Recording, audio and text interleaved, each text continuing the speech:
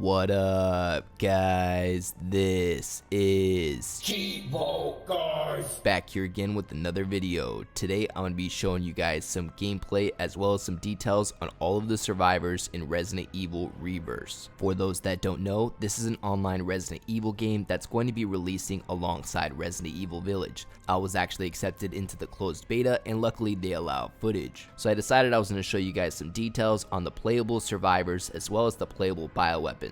Now in terms of survivors, we have 6 playable characters, starting off with Chris Redfield. Now every survivor has a different type of pistol as well as a special weapon. They also each have different skills. You have an LB skill, an RB skill, which are your active skills, and then they each have a passive skill. So yeah, starting off with this special weapon, he has a CQBR assault rifle. His passive skill is called Pride of the Original 11. It deals more damage to bioweapons the lower your HP gets. Now his LB skill is called Indomitable Spirit. Once you activate it, at least for a fixed time, even taking lethal damage will not kill you. So what you can do is press LB. He's going to do like this beast mode animation, and then you won't be able to take any damage for a few seconds. As you can see, the bioweapon just hit me with his acid spit and it did not do any damage, and that is because I activated the LB skill, which is the Indomitable Spirit. Now if you want to know a little bit more about how this game works, I recommend watching my gameplay video or my how to play Resident Evil Reverse video. Next we have Chris's RB skill, which is the AMG 78 powered exoskeleton. When activated, you will lunge forward and deliver a devastating punch with your AMG 78 powered exoskeleton gauntlet. Human targets that get hit with this attack will be knocked down. This will give you an opportunity to shoot them and kill them afterward. For example, I'll hit her with the RB attack, she's going to fall down, and now I can go ahead and kill her and get a kill. Anytime I would get a kill with Chris, I would activate my Indomitable Spirit afterward, just because I was going to face their bioweapon. Next we have Jill Valentine. Jill Valentine has a Samurai Edge handgun as well as a CQBR assault rifle. In terms of her passive skill, it's called Desperation, and attack damage is temporarily boosted after dodging. Her LB attack is a landmine. You can place landmines in front of you. They will explode if an enemy walks past them or over them. And similar to other games that have landmines, you can shoot them to have them explode or activate them. Just in case your target isn't necessarily going to walk right over them, you can try to shoot them once they walk near to have it explode. On top of that, the landmines have a really quick cooldown, so you can lay down a ton of landmines. I found that I was spamming these landmines all over the place when I was playing as Jill. So yeah, in my opinion, this skill is one of the better skills in the game just because you can lay landmines all over the place. I can imagine they'll probably end up adjusting the cooldown on the landmines eventually, just because I'd say it's a little more powerful than other characters' skill attacks just because you can lay down a ton of landmines. Next we have the RB attack, which is the Hot Dodger, or maybe it's the Hot Dogger. Anyways, you deal a large amount of damage to your enemy at close range with this weapon. Personally, I found that this attack was kind of weak, which I guess kind of balances her out. That way she isn't too beast mode with those landmines. Next we have Leon Kennedy, which has to be my favorite character in the game, mostly because he starts off with a shotgun, which I would consider a huge advantage over playing with other survivors, just because the shotgun does a ton of damage, especially at close range. His passive skill is called Rookie Spirit. It partially recovers a portion of your lost HP over time, so he's constantly healing himself. So he has a really good passive as well. On top of that, I really liked his skills. His first skill is the dual wielding. This has to be one of the best skills in the game, mostly because the dual handguns are super accurate, and that's because it activates laser sight. So with the laser sight, not only do you have really good accuracy, but you're doubling the amount of firepower. So I found that I really liked using the dual wielding, and when I wasn't dual wielding, I was using my shotgun with Leon. I found that alternating between the dual wielding handguns as well as my shotgun turned out to be a really good strategy for me. I think that's why Leon is one of the best characters to pick, just because he has really good LB and RB skills. Not only that, but he has a really awesome passive skill that heals you over time.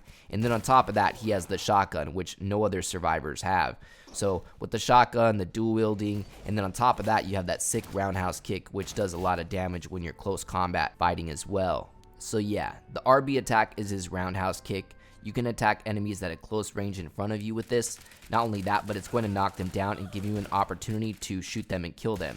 So as you can see, I just roundhoused her and shot her in the back and ended up getting an easy kill. Now on to our next character, Claire Redfield.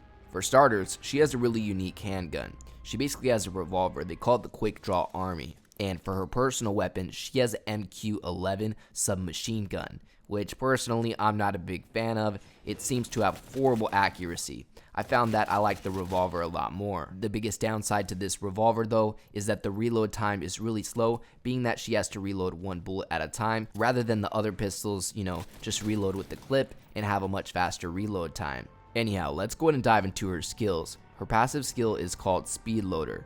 I don't think I actually ever used this one now that I'm thinking about it. It says that dodging reloads your quick draw army. I was just talking about how your revolver has a really slow reload, so it appears that you can automatically reload that weapon if you dodge or roll. So that's definitely pretty cool, and I can see that coming in the clutch. The LB skill is the adrenaline shot. Now injecting yourself with the adrenaline is going to recover a small amount of HP and stamina. It's just like that, nice and simple. Next we have the RB attack, which is the modified alternator. You end up throwing a modified alternator in front of you. Electricity arcs away from the alternator in a fixed radius. Enemies within that radius will receive electric shock and take minor damage. Not only that, but you can shoot them while they're getting zapped. Just like that. Easy kill. So I found that those are really beneficial as well. I try to throw those whenever I can. On top of that, the cooldown for it wasn't too bad either. I just threw another one of those right there. I'm going to see if I can trap her in the corner, hit her with the submachine gun, which again is super inaccurate. Anyways, next we have Ada Wong. Ada Wong has a crossbow as her personal weapon and has a broom HC as her pistol. I found that the crossbow is actually really strong. However, it just, it's a single shot type of thing, so it takes a while to unload some shots. As you can see, you have to load up each arrow, which takes about a second, and on top of that, it takes about 3 arrows to kill a survivor. Now her passive skill is called the Spy's Wisdom. Automatically recover a small amount of stamina when HP reaches critical levels. Her LB attack or skill is called Pipe Bomb Arrow. When activated, you use a grappling hook into the air and you fire a single arrow with a pipe bomb attached to it in the direction of your reticle. The arrow will explode on impact and it will deal a significant amount of damage. I'll show you guys what it looks like real quick. Just like that. It's pretty strong attack. And then next we have her RB skill, which is a somersault kick. You do a backward somersault kick and it deals damage to enemies in a very short distance away from you. And believe me, the key words here are short distance. I tried executing this skill multiple times and I found that it didn't really work unless I was like back to back or side to side with my enemy. It is a good skill if you want to try to dodge an attack though, so sometimes it's just best to use it to dodge, but also you can use it to throw back an enemy and then try to shoot them while they're on the floor, just like that. Now that's going to cover everything you need to know about Ada Wong. Next we have Hunch, which is our last survivor. He has a submachine gun as his personal weapon. My favorite thing about him was that he can go camo, but he has a pretty good personal weapon. I liked this submachine gun that he had. I found that it's much more accurate than the assault rifle that Chris and Jill have. I'd have to say, after playing this beta for quite a while, Hunch is probably my second favorite character behind Leon Kennedy. Now his passive skill is called Tragedy of the Reaper. Getting a kill with an assassinate while camouflaged extends the duration of your active camouflage. Now the active camouflage can be activated by pressing LB. It is your LB skill. As you can see, you have a cooldown timer in the lower center screen. Once that bar depletes, your camouflage will deactivate and you'll have to wait for it to cool down to activate it once again. But yeah, this is probably one of the top 3 skills in the game just because it gives you a big advantage. Even though people could still see you, it's kind of like the Predator. You could see the Predator camouflaged, but it still has its advantages.